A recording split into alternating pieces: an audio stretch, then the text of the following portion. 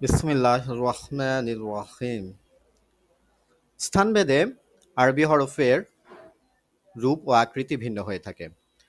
ফলে কোরআন পড়ার সময় অক্ষরগুলো চিনতে অনেক সময় সমস্যা হয়ে থাকে। তা আজকের লেসনে আমরা স্থানভেদে আরবি হরফগুলোর রূপ ও আকৃতি নিয়ে আলোচনা করব, যাতে আমরা কোরআন পড়ার সময় আরবি হরফগুলোর আকৃতি চিনে হরফগুলো সঠিকভাবে চিহ্নিত করতে পারি এবং সঠিক উচ্চারণ করতে পারি। প্রথমে তাহলে আমরা হামজা বা আলিফ দিয়ে শুরু করছি। সাধারণত আলিফের উপরে যখন হরকত দেয়া হয় তখন এটা হামজার মতো উচ্চারিত হয়। তো প্রথম আমরা আসতে দেখছি আলিফের উপর যদি হরকত থাকে এবং আলিফটি যদি বাক্যের প্রথমে থাকে, তাহলে তার রূপটি লম্বা আকৃতির থাকবে, তার নিজের রূপের মতোই থাকবে, সাধারণ রূপের মতোই থাকবে। কিন্তু শব্দের মাঝখানে যখন আমরা দেখতে পাচ্ছি, যেমন এখানে প্রথমে বা হরফ, বার পরে আলিফ হরফটি যুক্ত হয়েছে। যুক্ত হওয়ার পরে আমরা যদি এখানে একটা উদাহরণে খেয়াল করি যে এইখানে ইয়া, ইয়ার পরে তারপর আলিফ হরফটি যুক্ত হয়েছে। তো এই ক্ষেত্রে আমাদের খেয়াল রাখতে হবে, আলিফ হরফটি যখন কোনো মাঝখানে থাকবে, সেই ক্ষেত্রে আলিফের টানটা ডান দিকে থাকবে। আমরা দেখতে পাচ্ছি আলিফ অক্ষরটার টানটা ডান দিকে ইয়ার সাথে যুক্ত হয়েছে। তখন আমরা এটাকে হামজা হিসাবে উচ্চারণ করব।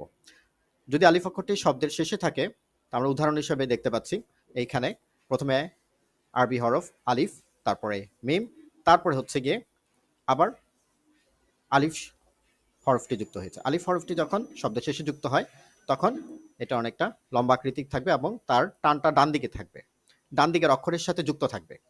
ডান দিকের অক্ষরের সাথে যখন আলিফ হরফটি যুক্ত থাকে, ডান দিকের যখন তার আকৃতিটি থাকে, তখন এটাকে আমরা আলিফ হিসাবে চিহ্নিত করব।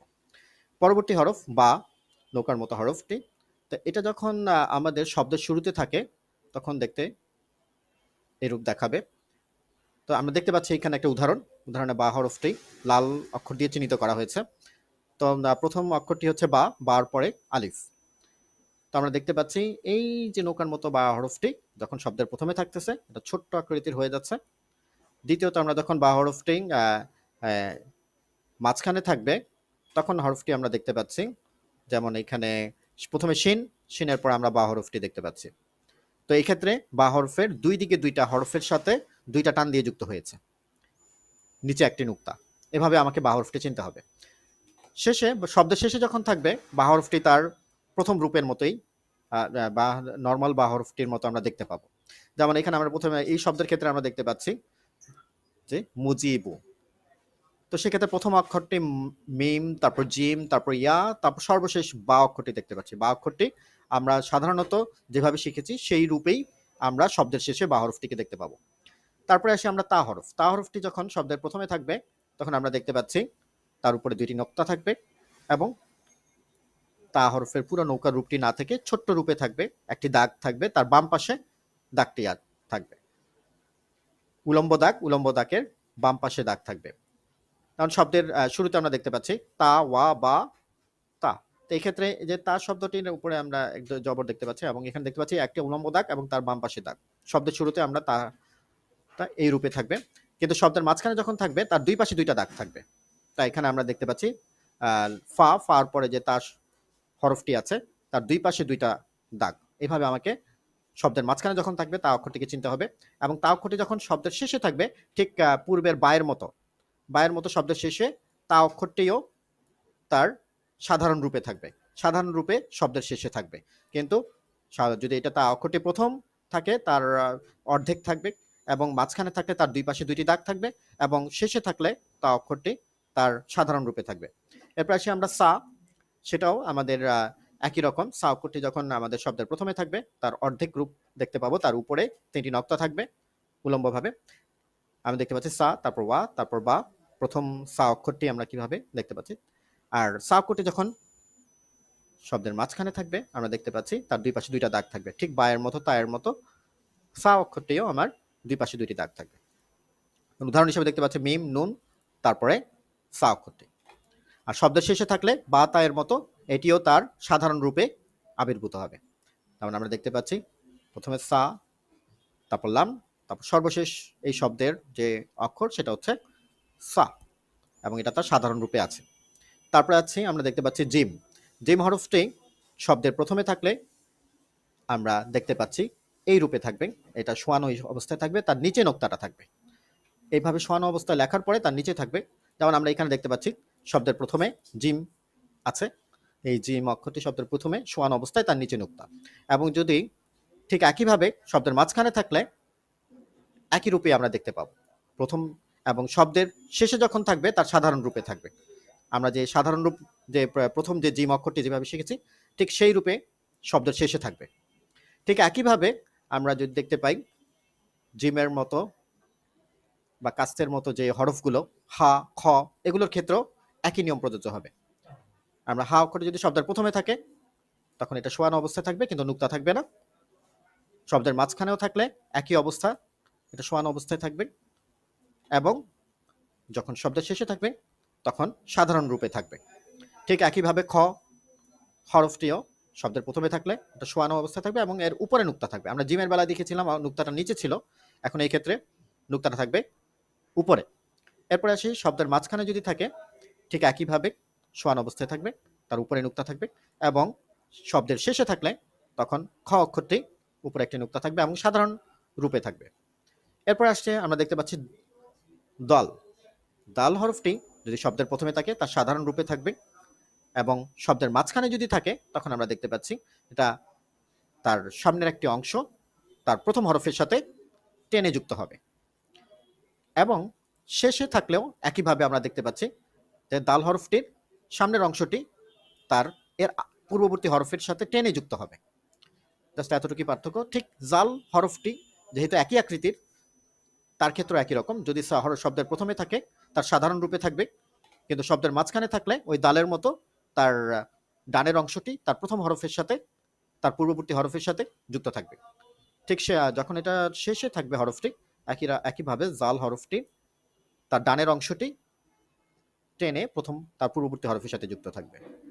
এরপর আমরা যদি দেখি র, র হরফটি শব্দের প্রথমে যখন থাকবে তার সাধারণ রূপেই থাকবে, কিন্তু যদি শব্দের মাঝখানে থাকে আমরা দেখতে পাচ্ছি র হরফের ডান পাশে, র হরফের ডান পাশে টেনে তার পূর্ববর্তী হরফের সাথে একটু বর্ধিত অংশ যুক্ত হবে।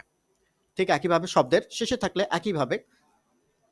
একইভাবে তার ডানের অংশটুক বর্ধিত হয়ে তার পূর্ববর্তী হরফের সাথে যুক্ত থাকবে। যেহেতু র এবং জ যেহেতু একই আকৃতির হরফ, শুধু নুক্তায় পার্থক্য, এক্ষেত্রেও একই। জ হরফটি যখন শব্দের প্রথমে থাকবে তখন আমরা দেখতে পাচ্ছি এটা সাধারণ রূপে আছে, কিন্তু যদি শব্দের মাঝখানে এবং শব্দের শেষে যখন থাকছে তখন তার ডানের বর্ধিত অংশটুকু পূর্ববর্তী হরফের সাথে যুক্ত হয়ে আছে। এরপরে আসবো আমরা সিন এবং শিন আকৃতির দুইটি হরফ। তো সিন যখন শব্দের প্রথমে থাকে আমরা সিনের সাধারণ রূপের প্রথম যে দুইটা অংশ, এই দুইটা অংশ সাধারণত শব্দের প্রথমে থাকলে এটাকে সিন হিসাবে উচ্চারণ করা হয়, সিন হিসাবে চিহ্নিত করা হয়। ঠিক শব্দের মাঝখানে থাকলে একই রকম, কিন্তু তার তার দুই পাশে দুইটি কি থাকবে, দাগ, টেনে বর্ধিত পূর্ববর্তী এবং পরবর্তী হরফের সাথে টেনে যুক্ত হবে। এখানে আমরা দেখতে পাচ্ছি প্রথমে মিম, তো সিনের প্রথম অংশটুকু মিমের সাথে যুক্ত হয়েছে এবং শেষ অংশটুকু টেনে লামের সাথে যুক্ত হয়েছে।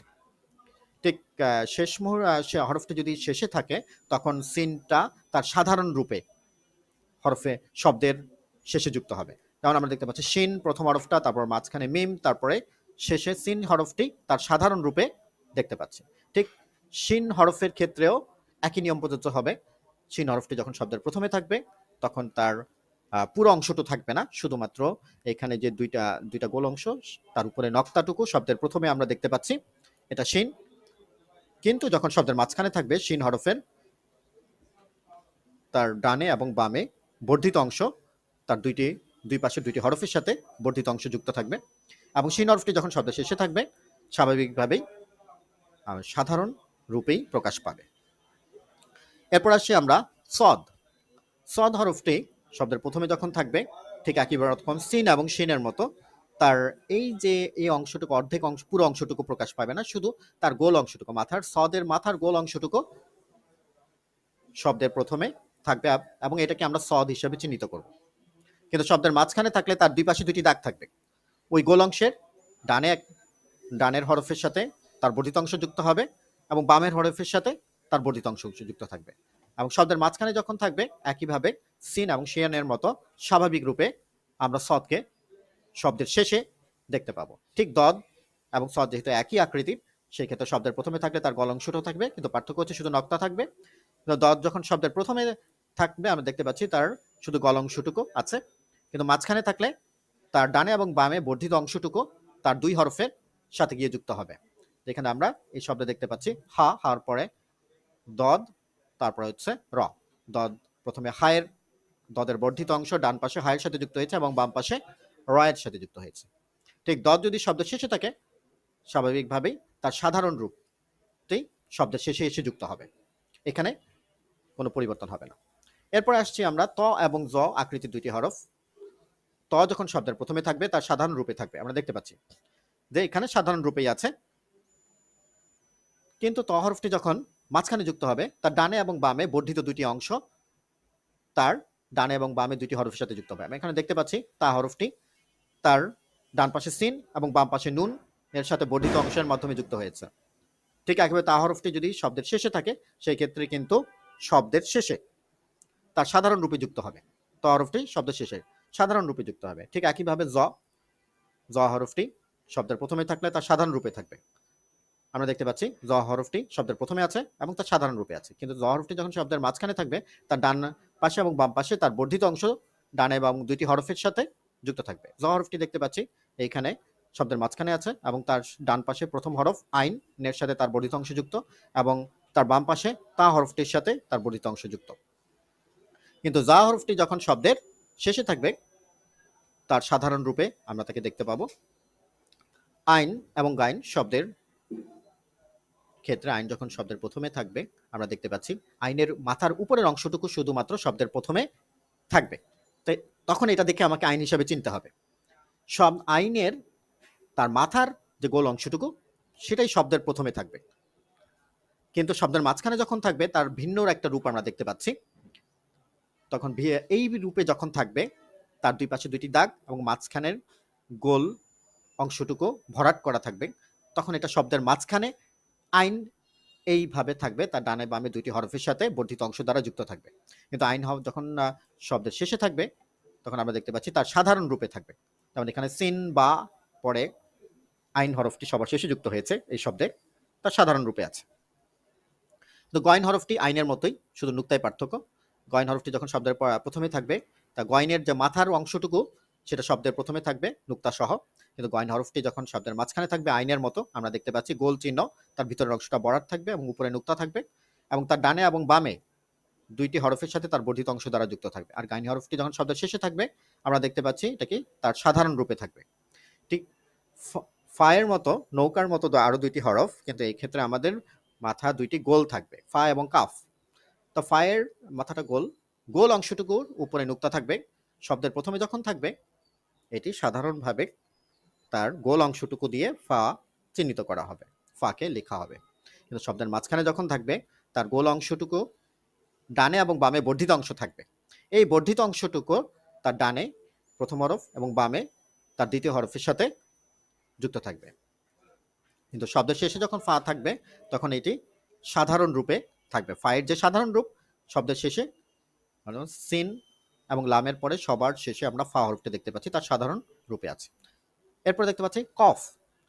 কফ শব্দটি সাধারণত মাথা অংশটিও গোল এবং হরফটিও গোল গোল আকৃতিতে লেখা হয়, কিন্তু কফ শব্দটি যখন শব্দের প্রথমে থাকবে আমরা দেখতে পাচ্ছি এখানে শব্দের প্রথমে কফ আছে, তারপরে আলিফ আছে।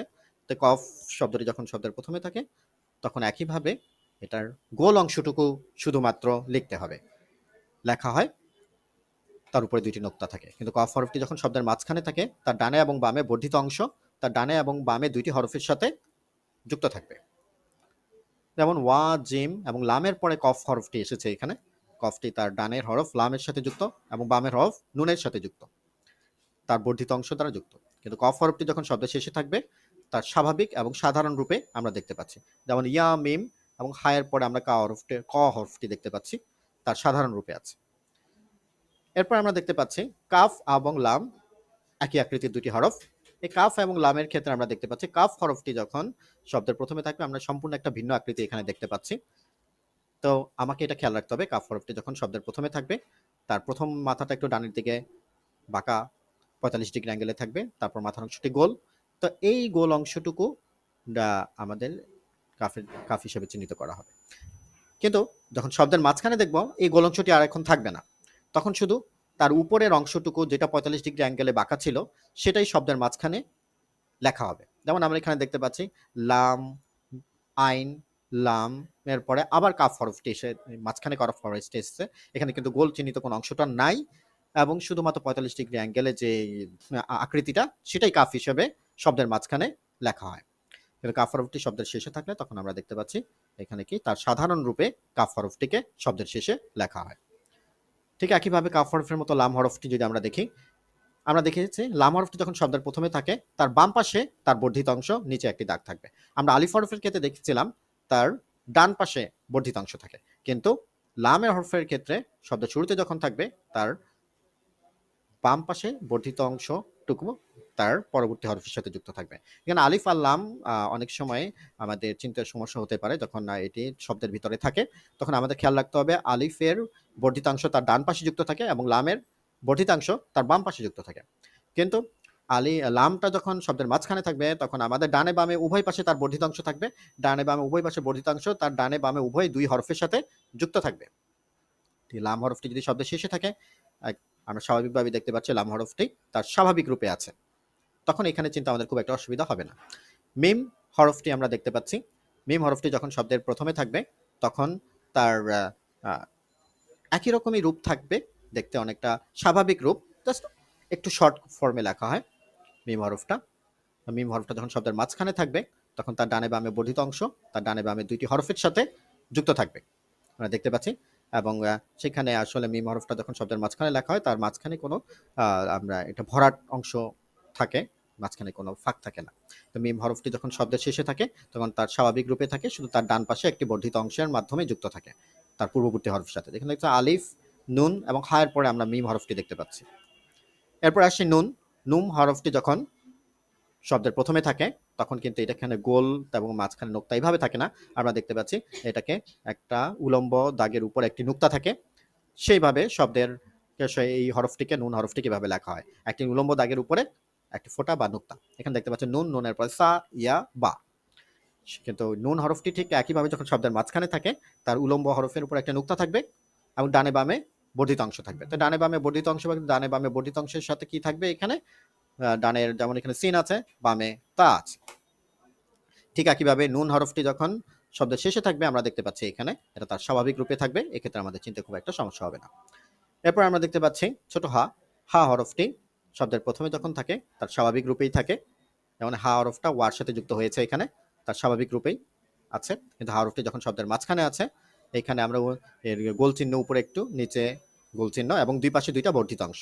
তো এই হা অক্ষরটি যেমন শিন এবং দালের মাঝখানে হা হরফটি আছে, তার ডান পাশে বর্ধিত অংশের মাধ্যমে শিনের সাথে এবং বাম পাশে বর্ধিত অংশে তার দালের সাথে যুক্ত আছে। এবং হা হরফটি যখন শব্দের শেষে থাকে আমি সম্পূর্ণ ভিন্ন একটি আকৃতি দেখতে পাচ্ছি। শব্দের শেষে যখন থাকে হা হরফটিকে এভাবে গোলাকৃতির আকৃতি একটু গোল করে লেখা হয়, যেমন বার পরে আমরা দেখতে পাচ্ছি বা আলিফ, আলিফের পরে লাম, লামের পরে হা হরফটি যুক্ত হয়েছে, এখানে হা হরফটি শব্দের শেষে এই ভিন্ন রূপে লেখা হয়, আমাদেরকে এই হরফটি এইভাবে চিনে রাখতে হবে। এরপর ওয়াও দেখতে পাচ্ছি, ওয়াও হরফটা মাথাটা গোল করে লেখা হয়। তো এই ওয়া হরফটা যখন শব্দের প্রথমে থাকবে তার শব্দের শুরুতে থাকবে তখন তার স্বাভাবিক রূপে থাকবে, কিন্তু শব্দের মাঝখানে যখন থাকবে তার ওয়ার গোল চিহ্ন অংশের সাথে, গোল অংশের সাথে ডানে বর্ধিত অংশ থাকবে। যেমন এখানে দেখতে পাচ্ছি তা, আইন, মিমের পরে লাম, লামের পরে ওয়া। তো এই ওয়াওটা কি হয়েছে মাঝখানে আছে এবং এটা তার পূর্ববর্তী হরফ লামের সাথে বর্ধিত অংশের মাধ্যমে যুক্ত আছে। এবং ওয়াও হরফটা যখন শব্দের শেষে থাকবে একইভাবে তার ওয়াও হরফটার গোল মাথার অংশটি তার বর্ধিত অংশের সাথে তার পূর্ববর্তী হরফের সাথে যুক্ত থাকবে। দেখতে পাচ্ছি কফ, লাম, ওয়াও, শেষে ওয়াও আছে, ওয়াও হরফটা তার পূর্ববর্তী হরফ লামের সাথে যুক্ত আছে। এবার যদি আমরা দেখি ইয়া হরফটা, ইয়া হরফটা যখন শব্দের প্রথমে থাকবে তখন এরকম তার আকৃতিটা থাকে না। আমাদের এখানে বায়ের বা যখন হরফটা যখন লিখেছিলাম শব্দের প্রথমে তখন আমরা এরকম অর্ধাংশ লিখেছিলাম, অর্ধাংশ লেখার পরে তার নিচে দুইটি নুক্তা, এই দুইটি নুক্তার মানে তাকে ইয়া হরফ হিসেবে চিহ্নিত করা হয়। শব্দের প্রথমে আমরা দেখতে পাচ্ছি ইয়া হরফটি আছে এখানে, ইয়ার পরে তারপর খ, তা ইয়া হরফের বর্ধিত অংশটা খ এর সাথে যুক্ত হয়েছে এবং নিচে দুইটি নুক্তা। এবং ইয়া হরফটি যখন শব্দের মাঝখানে থাকবে, আমি আরেকটি ভিন্ন রূপ দেখতে পাচ্ছি এখানে, যে জাস্ট তার মাথার অংশটুকু একটু বাড়তি এবং ডানে বামে দুই পাশে বর্ধিত অংশ এবং নিচে দুইটি নুক্তা।